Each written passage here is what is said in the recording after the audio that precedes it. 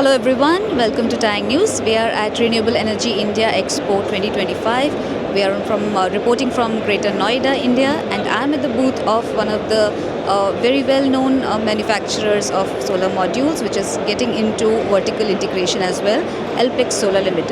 And I am joined by the CEO, Aditya Sehgal, who is going to talk more about the company and its future growth plans. Welcome to Tayang News, Aditya. Thank you. And how is REI treating you this year? REI has been very good. A little overwhelming actually with the response we've been seeing.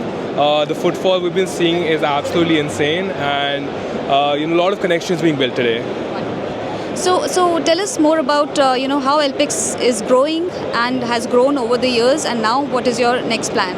Sure. So we started back in 2007 with a 35 megawatt capacity back in Himachal. As of today, we stand at a 1.2 gigawatt module capacity right here in Greater Noida. And the next following months, we're adding a second 1.2 gigawatt module capacity, and then a third following that. So all within the next 6 to 7 months, we're expecting to be at a 3.6 gigawatt module manufacturing capacity. Additionally, we also have a 2.2 gigawatt cell manufacturing capacity where we will manufacture G12 TOPCon cells. So is this operational already? So currently, we have 1.2 gigawatt module manufacturing capacity operational, and the remaining are under construction at the moment. So you recently announced that you're changing the plans for cell manufacturing technology-wise. Can you tell us more about it, and what was the reason behind it? So we did announce 2 days ago, in fact, that we are moving from monoPERC to TOPCon cell technology directly. Our initial plans involved a 1.6 gigawatt monoPERC facility, which would have in the future been upgraded to TOPCon. And we announced 2 days ago that we are now directly going to TOPCon and also upgrading the cell size to G12R cells. The change comes from an increase in efficiency, which also means a change or an enhancement in our capacity, and just being able to support what the industry is moving to, and so are we, right? So the additional the two module lines I mentioned will support G12R module manufacturing. So we want to support those with our own cell manufacturing as well. Wonderful. So as we know that technology's shelf life these days, especially in PV industry, is really small. So how are you prepared for the future, just in case there is a big change coming up? Right. So I mean, there are reports like people are moving to maybe back contact or HJT. At the moment, we're just looking at TOPCon as the long runner in this industry. But otherwise, we're also looking at other divisions. We've forwards integrated under the subsidiary called Alpex Green Energies, where we're undertaking EPC and IPP efforts.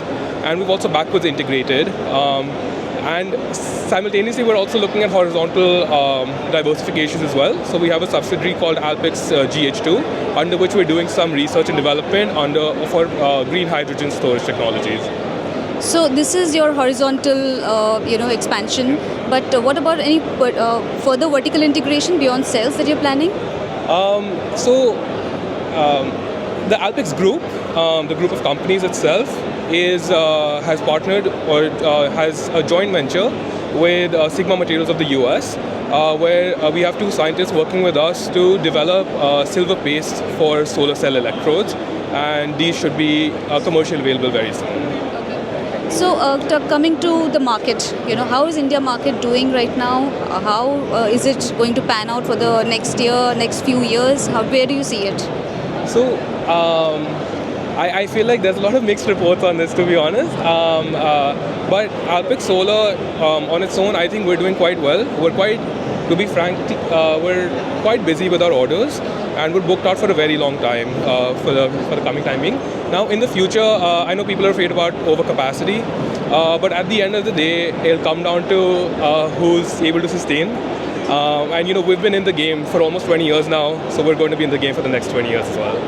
That's really nice to know. So now that we have seen that Indian market has really grown within a span of very few years. Right. So what is it that really worked for you as a company, that you took the plunge to go forward, get into multi-gigawatt scale, and what is working for the entire industry as a whole? So I would say a lot of it comes from the government. Actually, the government support is why we are where we are at today.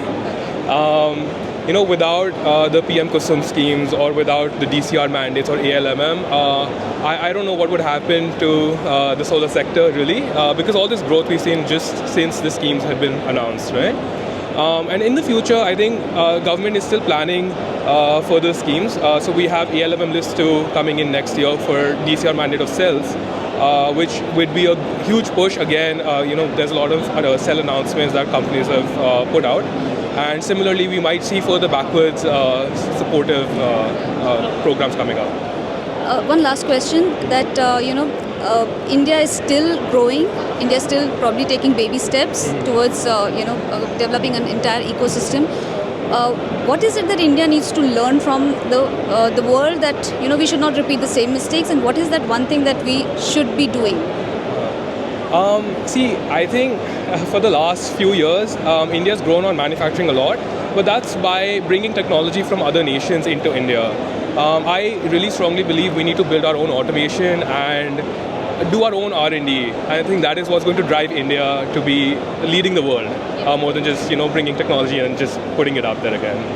Thank you so much, Aditya. It was really nice talking to you. Enjoy your REI show. Thank you. Thank you so much. Thank you.